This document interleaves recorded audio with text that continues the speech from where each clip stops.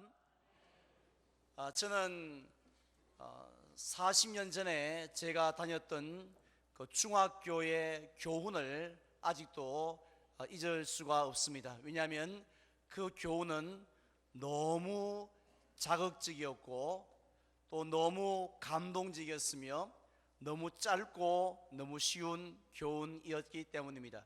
딱 세 글자였는데요, 잘 살자 였습니다. 그래서 전교생들 가운데 자기 집의 가훈이 무엇인지 모르는 학생들은 있어도 교훈이 무엇인지 모르는 학생은 한 명도 없을 정도였습니다. 그런데 지금 생각을 해보니까 그때 우리들은 교훈이 무엇인지는 정확하게 알고 있었지만 과연 어떻게 사는 것이 잘 사는 것인지에 대해서는 제대로 몰랐던 것 같습니다.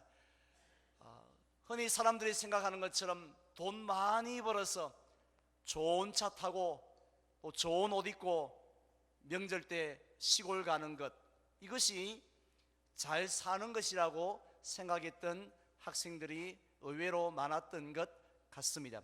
그런데 이러한 어처구니 없는 모습은 예수님의 가르침을 받기 위해서 나왔던 그 수많은 제자들에게도 있었던 것 같습니다. 물론 그들은 천국 백성이 된다는 것이 얼마나 귀한 복인지는 알고 있었습니다. 이 세상에 건강과 물질의 복도 귀하지만 천국이 그들의 것이며 해서 천국 백성 되는 것보다도 더 귀한 것이 없다 하는 것은 알았지만 무엇을 몰랐느냐 하면은 그 천국 백성답게 살아가는 방법을 그들은 몰랐던 것입니다. 그래서 예수님께서는 마태복음 5장 그리고 6장 그리고 7장을 통해서 천국 백성들은 이렇게 살아가는 것이 잘 사는 것이다 하고 가르쳐 주셨죠. 우리는 그 말씀들을 가리켜서 산상보훈이라고 부르고 있습니다. 지난 주일에 말씀을 드린 것처럼 예수님은 산상보훈에서 가장 먼저 팔복에 대하여서 말씀을 했습니다. 이 팔복을 통하여서 과연 어떤 사람이 참 복이 있는 사람인지, 즉 복의 기준을 완전히 바꾸어 주셨습니다. 그 팔복 다 기억하고 암송하고 계신 줄 믿습니다. 그리고 그 다음으로는 예수님을 따르는 제자들이 이 세상 속에서 어떤 존재인지에 대해서 말씀을 하셨습니다. 비록 그들은 사람들 앞에 자랑할 만한 그런 능력도 없었고 그런 외모도 딸렸고 그런 성격도 좋지 못하고 그런 돈도 없었고 그런 학력도 없었지만은 그러나 이 세상에서 너희는 어떤 존재들이라고 말씀을 하셨습니까? 너희는 세상의 무엇이라고요? 소금이다 말씀하셨고 너희는 세상에서 빛이라고 말씀하셨습니다. 소금이 되라 하셨던 것이 아니라 빛이 되도록 평생 애쓰라고 하셨던 것이 아니라 이미 소금이요 이게 이미 빛이라고 말씀하셨습니다. 즉 이 세상에서 있으나 마나한 먼지 같은 그런 별 볼일 없는 존재들이 아니라 없어서는 안 될 너무 소중한 존재들이라고 자부심을 좀 가지라고 말씀을 하셨습니다. 왜냐하면 길이요 진리요 생명 대신 예수님 안에 있는 사람은 그가 어디를 가든지 썩어져 가는 이 세상의 부패를 막는 이 방부제의 역할을 하기 때문입니다. 그리고 또 어두워져가는 이 세상의 타락을 몰아내는 등불의 역할을 하기 때문인 줄 믿습니다. 그런 믿음이 있으면 아멘 합시다. 우리를 그런 존재로 만들어 주셨습니다. 따라서 예수님께서 제자들에게 그리고 오늘 저와 여러분들에게 원하시는 것은 결국 무엇이었습니까? 비록 이 악한 세상이 마음에는 1도 들지 않지만, 요만큼도 가까이 하고 싶지 않지만 그 세상을 피하거나 도망하지 말라는 것입니다. 오히려 세상 속으로 적극적으로 들어가라는 것입니다.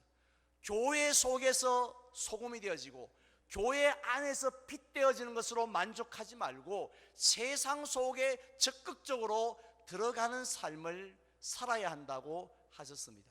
그리고 또한 두 번째로는 그 세상 속에 들어갔을 때는 세상 사람들처럼 자기 자신만을 위해서, 자기의 이익을 위해서 사는 것이 아니라 소금과 빛처럼요, 자기를 희생하며 이타주의로 남을 위해서 살라는 것입니다. 다른 말로 한다면 오늘 말씀의 제목처럼 거꾸로 사는 사람이 되라라는 말씀입니다. 그런데 제자들은요, 예수님의 이러한 뜻은 정확히 알았지만 과연 막상 세상 속에 들어갔을 때 내가 어떻게 사는 것이 바로 소금과 빛처럼 세상을 거꾸로 사는 삶인지는 제대로 알지를 못했습니다. 그 막연하게 이렇게 생각한 거죠. 당시에 바리새인들과 이 서기관들은 참 타의 모범이 됐던 사람, 생활에 있어서, 그러니까 우리도 저 사람처럼 살면 되겠다고, 저 사람들 흉내를 내면 우리가 하나님 앞에 잘 사는 삶이지 않겠느냐고 이 정도로 생각을 한 것이죠. 그러자 예수님께서는 그 제자들의 삶 속에서 가장 심각한 여러 가지 문제들을 하나하나씩 지적하시면서 너희들의 삶을 완전히 바꿔야 한다고 말씀을 하신 겁니다. 가장 먼저 어떤 문제를 예수님은 지적하셨습니까? 오늘 본문 21절 말씀 보시기 바랍니다. 옛 사람에게 말한 바 살인하지 말라, 누구든지 살인하면 심판을 받게 되리라 하였다는 것을 너희가 들었으나 라고 말씀을 하셨습니다. 놀랍게도 그 첫 번째 제자들의 삶에 있어서 가장 심각한, 다른 말로 한다면 가장 엉터리로 살고 있는 삶은 바로 살인에 대한 문제였습니다. 이 살인의 문제를 지적하셨을 때 제자들의 표정이 어땠는지 충분히 짐작이 가시지요. 만약에 제가 이번 추석 연휴를 앞두고 우리 교회 은퇴 권사님들, 특별히 90이 넘은 은퇴 권사님들을 잠시 모시고는 거기서 설교를 하면서 제가 볼 때 말입니다, 우리 90이 넘은 은퇴 권사님들에게 있어서 제일 심각한 문제는 음주운전입니다. 그래서 이번 명절 때 음주운전 하지 마시고 과속도 하지 마시고 그렇게 안전하게 운행을 하시라고 이렇게 말씀을 드렸을 때 우리 권사님들 중에 고개를 끄덕, 맞아, 음주 문제가 우리 문제야, 이렇게 생각하신 분들 누가 있겠습니까? 헐, 뭔 소리요? 뭔 소리를 하고 있어? 하고 너무 어이없어 하지 않았겠습니까? 제자들도 마찬가지였습니다. 살인에 대한 말씀을 들었을 때 그들의 표정도 그랬던 것은 이미 살인에 대하여서는 10계명, 몇 계명에서 몇 계명이죠? 그렇죠, 6계명에서 살인하지 말지니라고 분명히 하나님께서 금지를 하셨던 행동이었기 때문입니다. 뿐만 아니라 출애굽기 21장에 보면요, 고의로 사람을 쳐 죽인 자는 곤장 몇 대 이 정도가 아니라 무기징역 이 정도가 아니라 반드시 죽일지니라고 경고 말씀을 하셨습니다. 심지어는 그 사람이 죽지 않으려고 하나님의 제단 속으로, 제단 안으로 뛰어들어가면 그 제단에서 끄집어내려서 죽여버리라고 그렇게까지 말씀을 하셨습니다. 따라서 유대인들은요, 어릴 적부터 이 계명을, 절대 이 계명에 대해서 어기면 반드시 심판을 받는다는 것을 너무너무 잘 알고 있었습니다. 그래서 어느 민족보다도 철저하게 이 6계명을, 살인하지 말라는 계명을 지켜왔던 겁니다. 10계명 가운데서 다른 계명은 좀 자신이 없는데 부끄러운데 적어도 6계명만큼은 하나님 앞에서 하나님 뭐가 문제입니까? 6계명은 자신 있습니다. 이렇게 그렇게 말할 수 있었다는 것이죠. 그런데 예수님께서 그들의 삶 속에 제일 엉터리인 것은, 제일 문제가 되는 것은 살인이라는 말을 들었을 때 얼마나 어이가 없었겠습니까? 혹시 우리들 중에 살인범이 있나, 살인 전과가 있는 사람이 있나 싶어서 살펴보아도 한 명도 없었습니다. 그렇다면 예수님은 왜 살인의 문제를 가장 먼저 거론하셨을까요? 그 이유는 그들이 살인하지 말라라는 계명은 너무너무 잘 알고 있었지만 그 계명을 주신 하나님의 원래의 의도, 오리지널 디자인이 무엇인지를 그들은 모르고 있었기 때문이었습니다.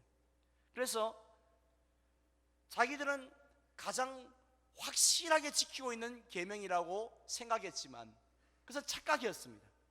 하나님 보실 때는 가장 엉터리로 지키고 있는 문제였습니다. 그렇다면 살인하지 말라라는 계명을 주신 하나님의 원래 의도는 무엇입니까? 우리가 누군가의 의도를 알기 위해서는 그 말씀을 왜 하셨지라고 왜라는 의문을 던져보면 됩니다. 저는 저희 집 이야기를 해서 죄송합니다만은 이 부모님을 만나 뵙고 돌아올 때 꼭 부모님이 하시는 말씀이 있습니다.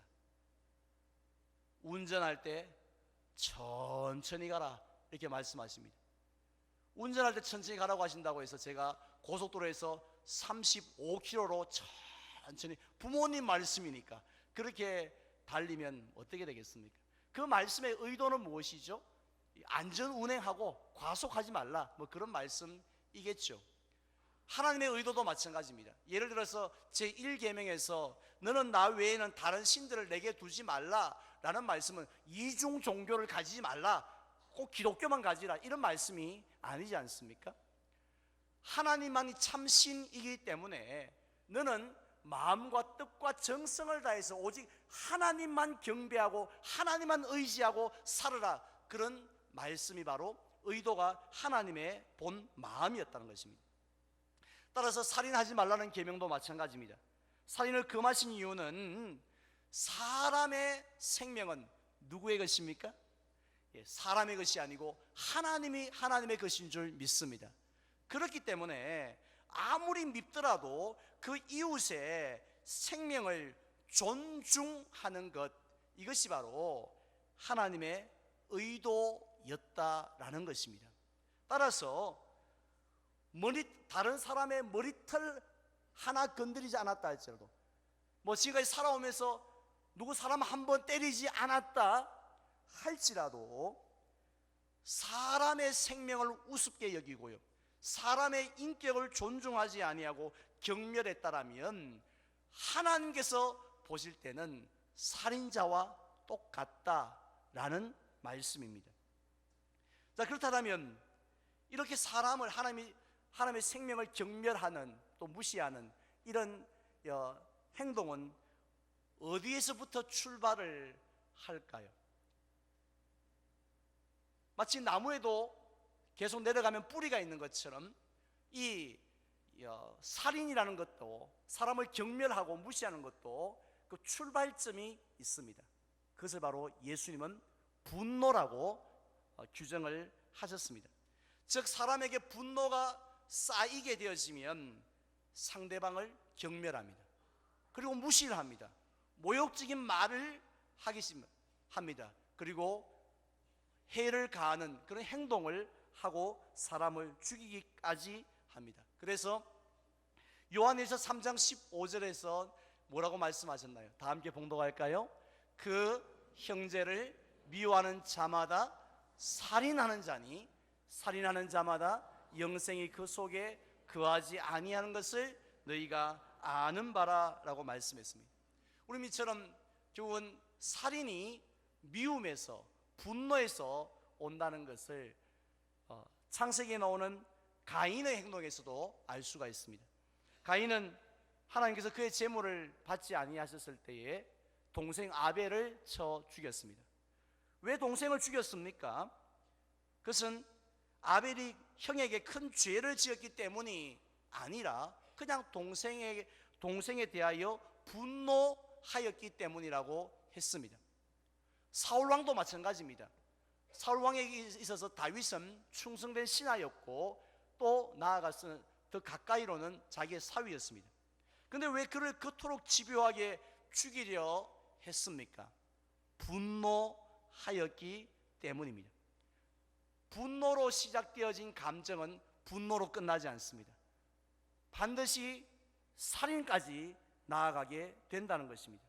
그래서 예수님께서는 이 살인에 대하여서, 이 살인하는 계명에 대해서 어떻게 해석을 하셨습니까? 오늘 22절 말씀, 우리 예수님의 말씀 함께 봉독해 볼까요? 22절입니다.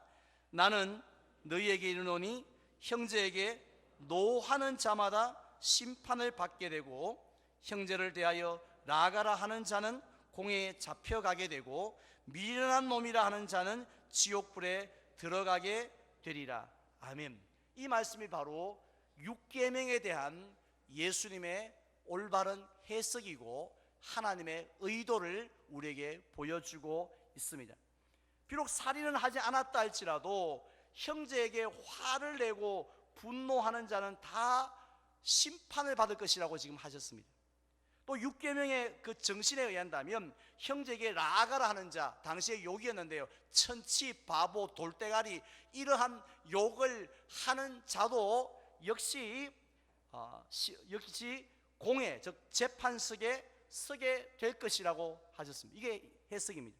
심지어는 화가 났어요. 옆에 있는 사람 보고 미련한 놈이라고, 이렇게 사람을 무시하는 사람도 지옥불에 들어가게 될 것이다 라는 것이 하나님의 육계명을 주신 의도였다는 것입니다. 사실 세상 사람들이 볼 때에 지금 예수님이 말씀하신 이 행동은 어떤 행동입니까? 살인죄라고 생각하는 사람이 있을까요? 그게 무슨 살인죄냐고. 심지어 그들 중에는 아예 죄의 축에도 들지 않는 그런 일이라고 생각을 했습니다.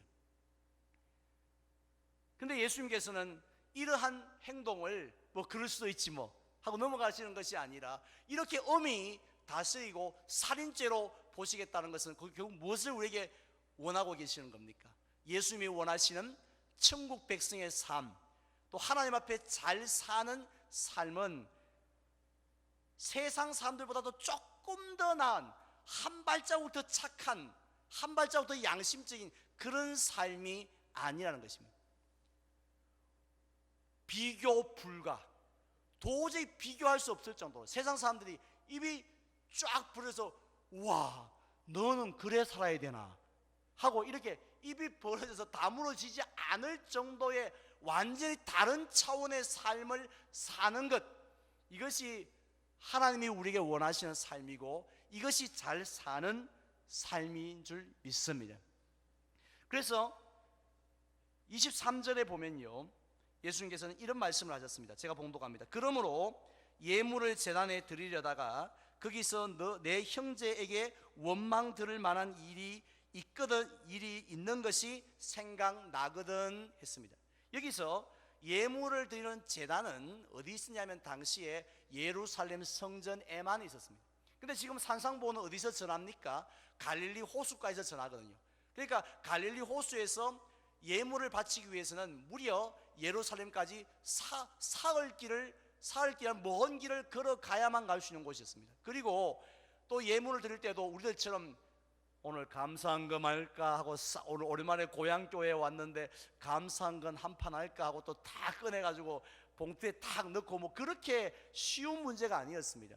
예물을 들어갈 때는 지갑만 가져가는 게, 지갑을 가진 게 아니라 짐승을 끌고 가야 되는 거죠. 그때 짐승도 아무 짐승이 아니라 흠이 없고 상처가 없는 짐승을 데리고 가야 된다는 거죠. 언제까지? 제단에 바치는 그 순간까지 흠이 없고 상처가 없어야 한다는 거죠. 그래서 그것을 바치니까 예물 한번 드리는 게 얼마나 어렵고 힘든 일이었습니까? 그런데 드디어 사흘 길을 걸어서 예루살렘에 도착했습니다. 또 짐승의 상태를 보니까 멀쩡해요. 그래서 이제 예물을 드리려 하는 그 순간 갑자기 생각이 납니다. 무슨 생각이 나냐면, 맞다. 며칠 전에 내가 친구한테 아주 심하고 못된 말을 내가 너무 열받아가지고 그때 했었는데 하는 생각이 나게 되어지면 우리 예수님은 그때 우야락했습니까? 어떻게 하라고 말씀하셨죠?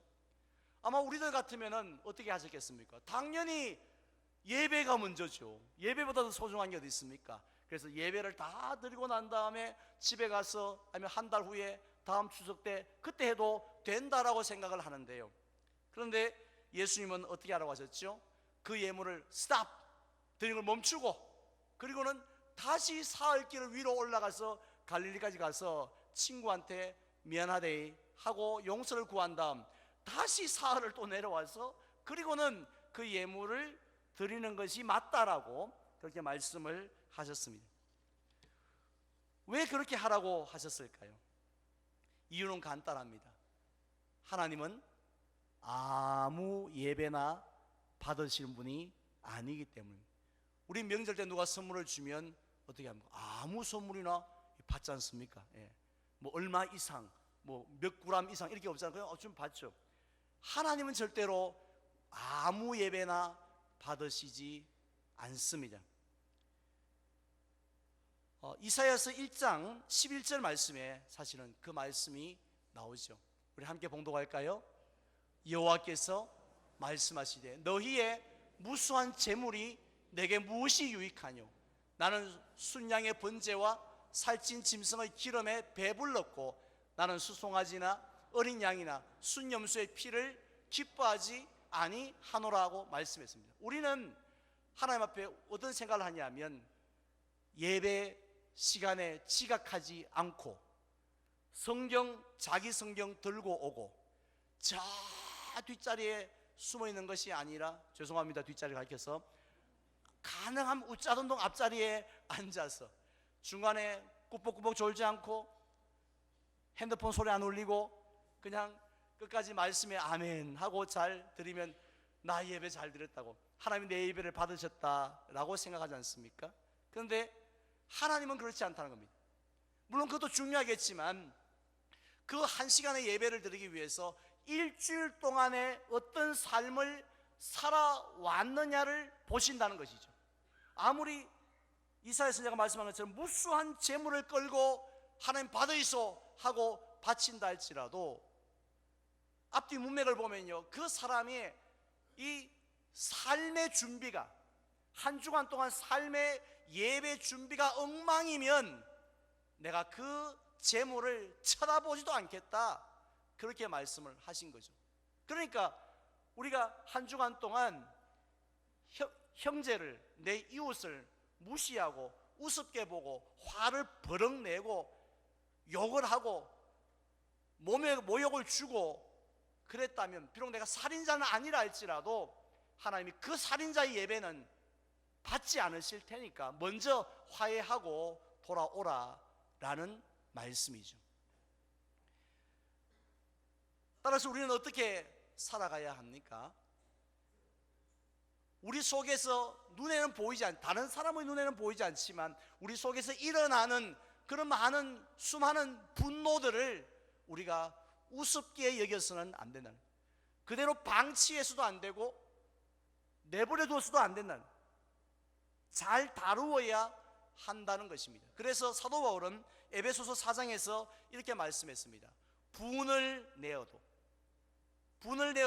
죄를 짓지 말며 해가 지도록 분을 품지 말고 마귀에게 틈을 주지 말라고 했습니다. 사도 바울은 우리에게 세 가지로 말씀하는데요, 첫 번째는 분을 내더라도 죄는 짓지 말라는 것입니다. 사실 우리들 중에요, 나 분 안 낼 자신이 있다고, 나 화 안 낼 자신이 있다고, 나 그렇게 아주 수양이 된 사람이라고 이렇게 자신할 수 있는 분 한 분도 없다는 것 잘 알고 있습니다. 왜냐하면 예수님도 화를 내시지 않습니까? 성전에서 장사하는 무리들을 보고는 어떻게 하셨습니까? 씩 웃으면서 온유하고 겸손한 마음으로 좀 나가주시겠어요? 이렇게 하셨습니까? 만민이 기도하는 아버지 집을 강도의 굴레로 만들었다고 하면서 화를 내셨지 않습니까? 사실 우리가 요즘 뉴스를 보면 화날 일들이 얼마나 많아. 웃을 일보다도 화날 일이 정말 많지 않습니까? 또 우리 주변을 한번 둘러보세요. 뺀질뺀질한 사람들이 얼마나 많습니까? 예? 아주 뭐 진짜 황당한 사람들, 적반하장들, 뭐 도리어 더 큰 소리 치는 사람들 얼마나 많습니까? 그 사람들 보고 이게 웃을 수 있는 사람은 저를 좀 상담하고 가셔야 됩니다. 다 화가 나죠. 이게 뭐 화를 안 낼 수가 없는 세상 속에 삽니다. 하지만 화는 나더라도 뭐는 짓지 말라고요? 죄를 지어서는 안 된다라고 말씀합니다. 그리고 또 사도 바울은 뭐라고 말씀하냐면 해가 지도록 분을 품지 말라고. 즉 그 분노를 그날 해결하라고 하십니다. 예. 그날 해결하지 않으면요, 내버려 두면 점점 더 이 분노가 괴물처럼 커져갑니다. 특별히 명절 때 뭐 시댁에서 뭐 상처를 받았으면 그날 분노를 해결해야 돼요. 하지만 그것을 오늘도 묵상하고 교회 돌아와서도 시편 읽으면서 묵상하고 시금치 먹으면서 또 시댁 이야기 또 끄집어내고 그 다음 해 설날 또 내려가면서 그걸 또 끄집어내고 추수 때는 본격적으로 끄집어내고 이렇게 하지 말라는 여성 여러분, 이렇게 하지 말라는. 남편들 정말 힘듭니다. 먹고 살기도 힘든 세상에 남편들 힘들게 하지 마세요.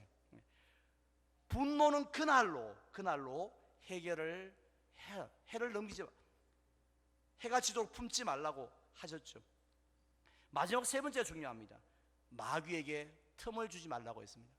요즘 우리가 좋아하는 고깃집이 어떤 고깃인지 압니까? 이 불경기에는 무한리필, 이게 제일 인기 있는 고기, 맛은 둘째고 무한리필, 이게 제일 인기 있는 고깃집인데요, 마귀는 언제나 우리에게 무한리필입니다. 우리가 분노하면 박 목사가 화가 났구만, 아이고 무슨 장로님이 화가 났구만 하면 분노를 하게 되어지면 그때가 기회라고 무한리필로 뭘 공급하느냐, 아이디어들을. 내 머리는 생각도 못했던 그런 말들. 요말 해라, 요말. 남편한테 요말 한번 해봐라. 누구한테 요말 한번 해봐라. 그 말을 가르쳐주고 요 행동 해봐라 하고 생각지 못했던 아이디어를 무한리필 계속 그렇게 해준다는 거죠. 그래서 어떻게 하라고요? 마귀에게 틈을 주지 말라는 것은 내가 분노할 때 마귀가 그런 생각을 줄 때 성령님께서 나를 막아주십시오 라고 기도하라 라는 말씀이죠. 우리가 기도하지 않으면 그런 마귀의 무한리필 그 작전에 넘어가서 결국은 분노하고 무시하고 욕하고 결국은 살인범은 아니지만 살인죄를 짓는 그런 삶을 살아간다는 것이죠. 이것이 바로 우리 성도의 마땅한 삶이라고 말씀하고 있습니다. 저는 이제 말씀을 맺으려고 합니다. 십계명에서 살인하지 말라라는 말씀은 살인범이 되지 말라라는 말씀이 아닙니다. 살인범이 안 됐다고 해서 여러분 자만하지 마십시오. 이 말씀의 의도는 분노하지 말라는 것입니다. 분노함으로 하나님이 지으신 생명을 경멸하고 짓밟지 말라라는 말씀입니다. 아무리 화가 난다 할지라도 우리는 그 생명을 하나님이 지으신 피조물로 보고 존중하며 살아가는 것, 이것이 바로 천국 백성다운 삶이고 하나님 앞에 잘 사는 삶이다라는 것입니다. 얼마나 어렵습니까?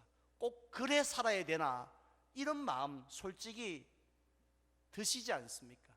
하지만 그래 사는 사람에게 하나님께서는 예비하신 천국 백성의 복을 주시는 줄로 믿으시기를 바랍니다. 우리의 그런 인내함, 그런 용서함을 하나님은 다 기억하시는 줄 믿습니다. 주님 찬양대 찬양했던 것처럼 주님 가신 길 한 걸음 한 걸음 우리가 따라가고 흉내내기 시작하면 하나님 우리를 귀히 여기사 세상이 줄 수 없는 축복으로 우리를 채워줄 줄 믿습니다. 그래서 저와 여러분들의 삶이 거꾸로 사는 삶 되시기를 주님의 이름으로 축원을 드립니다.